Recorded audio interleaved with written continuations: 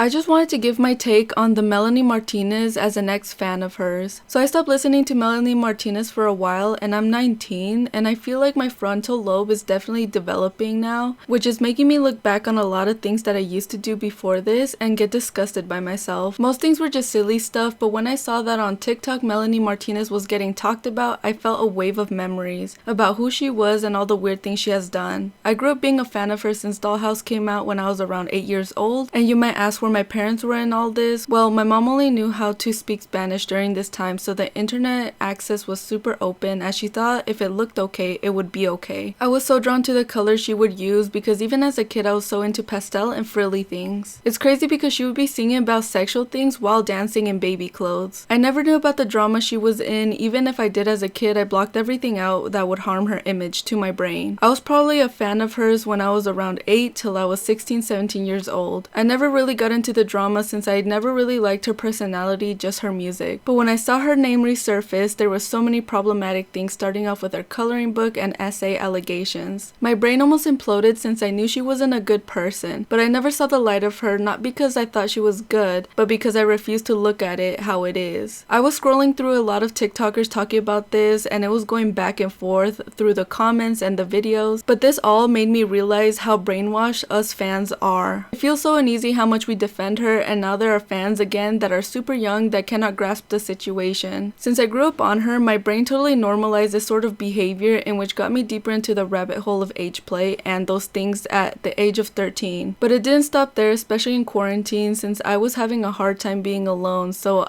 on Instagram, I would follow these DDLG accounts, and if you don't know what that is, just Google it. And this is when the landslide of me fantasizing just like Melanie started. I was talking to these older men, and mind you, I was 15-16, while these guys in my DMs were being 20 to 50. I thought this was what I wanted. This totally corrupted my brain into normalizing these things from the start. If I could do life all over, I would take her music away from the equation. I also fantasize about being in those horrible relationships because of the music videos. There is so much that happened because of this person, and now it's happening again. New Melanie Martinez are being 10, 11 again and repeating the cycle. I didn't really get into much of the essay allegations, as those type of issues make my head spin, but I do know that Melanie is being silent about it all and isn't coming forward, while Melanie Martinez fans are trying to speak for her. I did though watch many videos of her coloring books because when it came out I wanted it so badly, so it got me curious on why people were talking about it. I never saw the wrong in these pages until now that my brain is remembering what these look like. It made me sick to my stomach on how this was a possible book. I draw a lot of anatomy and human emotions, so I know for a fact these are intentional illustrations of her gross fantasies. If I was 16 again, I would just say this is a book. As a person who is growing up, I'm revolted at the sight of it. This old woman's fantasies are truly shameless, and we built a safe place for this behavior. We normalized it. Truly, I wish I never got into the fandom, as it did worse to me than good. If you're a kid right now listening to her music, I advise you to watch yourself. Melanie Martinez isn't your friend in all of this. I'm glad I never spent a dime on her concerts or merch, and it baffles me that people support those $300 polyester dresses. Like, I was giggling at that when I heard people spending that type of money being delusional, saying that she gives a fuck about her fans. I just find it goofy that people obsess over rich human beings, and I'm sorry to break it to most of you guys, these people just see us as numbers. Like, Miss Girl has a whole ass mansion and her fans are saying that she needs help with the money. Anyway, let's talk about this image. What is this? Childhood trauma book. Childhood trauma book, and I relate to that picture a lot.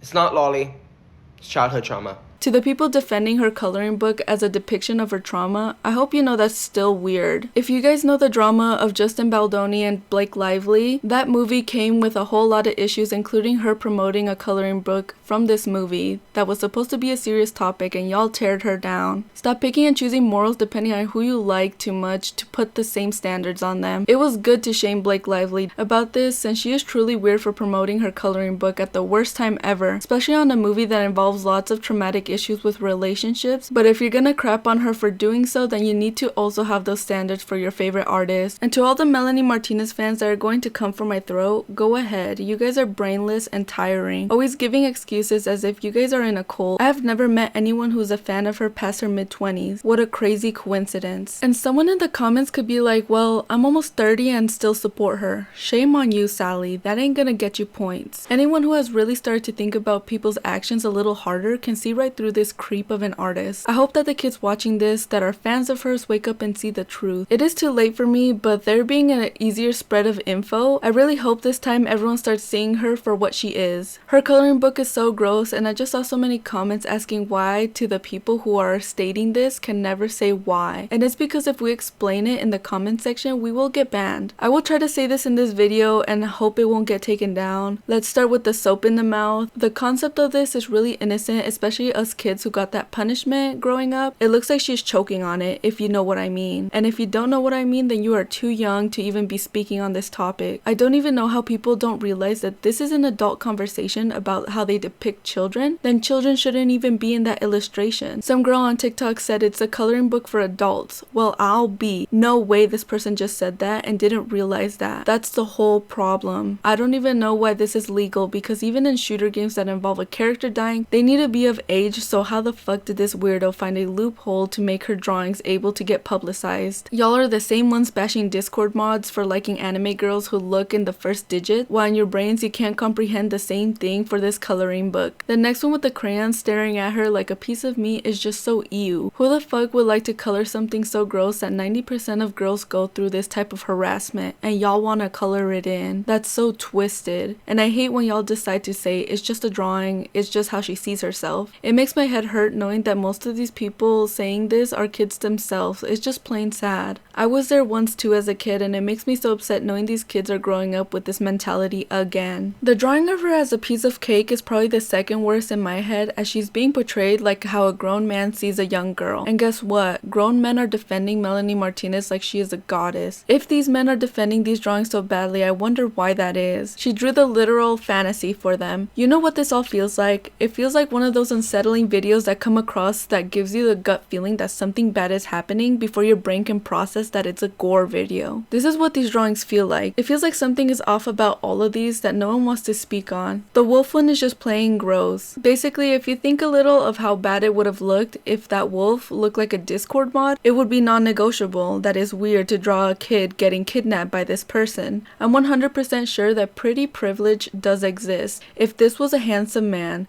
and if it was an ugly man, which one do you think would get most in trouble? Now we put an animal instead of a human. Guess what? The line gets even more blurry for the people who don't understand why it's wrong. The next one with the bear harassing her is just the same thing as the wolf. If it was another human, it would be non-negotiable to anyone that is plain as day that it's wrong. But because she uses things that will question where you draw the line, then people can gaslight you into thinking that it's not that bad. I can't unsee the fact that these are illustrations of someone who wants to promote their fantasy to others and trying to normalize this behavior. But anyways, thank you guys for watching.